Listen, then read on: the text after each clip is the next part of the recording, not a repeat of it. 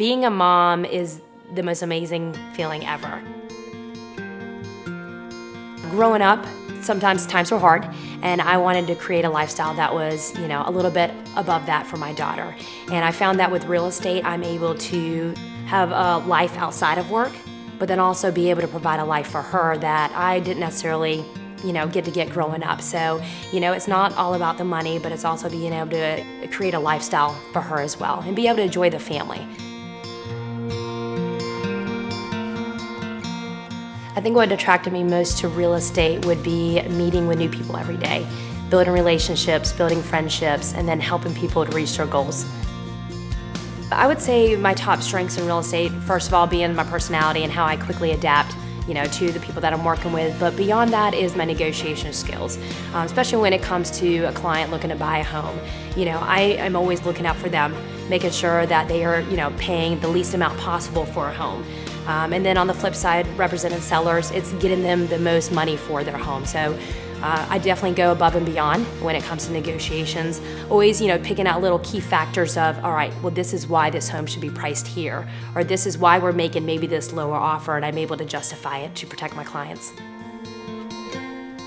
We really utilize technology.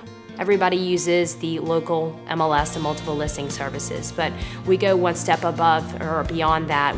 First of all, we use social media to generate business, but beyond that, we really use social media to help homes get sold quicker.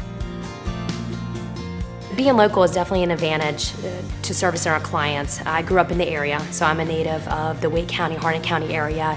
So I pretty much have probably driven down every single road, been to every single shopping center there is around. And I think that really comes into play and is really helpful to our clients. We can definitely pinpoint areas that would be most attractive to them based on the information that they're given to us. We also have a lot of connections as far as vendors go. So if you need a painter, if you need a lender, an attorney, you need an accountant, we have all those people. Many of those people I've been doing business with for 10 plus years, so I know they're great at what they do and I feel comfortable with handing them over. We're not one of those realtors that is immediately going to stick out a contract to you. We feel that immediately turns into strictly a business relationship where we want it to be a personal relationship as well. So at initial consultation, whether it be a meeting with a buyer or doing a listing presentation, we first want to get to know the client. We want to understand their reason for buying a home. Why are they selling?